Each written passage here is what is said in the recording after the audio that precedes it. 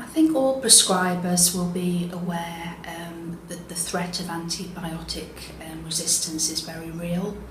The number of infections that are resistant to antibiotics is growing, and sadly the amount of new antibiotics in the pipeline, it's not looking very promising.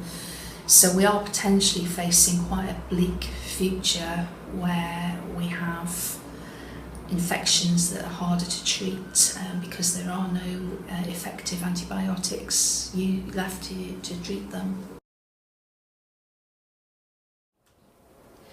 There is some body of evidence that suggests that low prescribing rates for antibiotic doesn't mean higher admission rates in hospital for untreated conditions, untreated infections.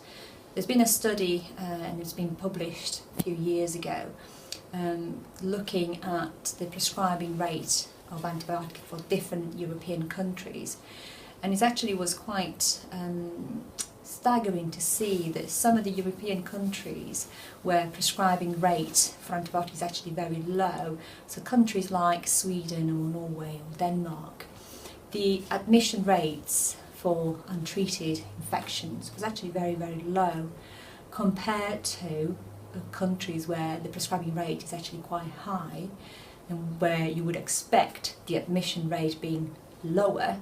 There wasn't actually any difference.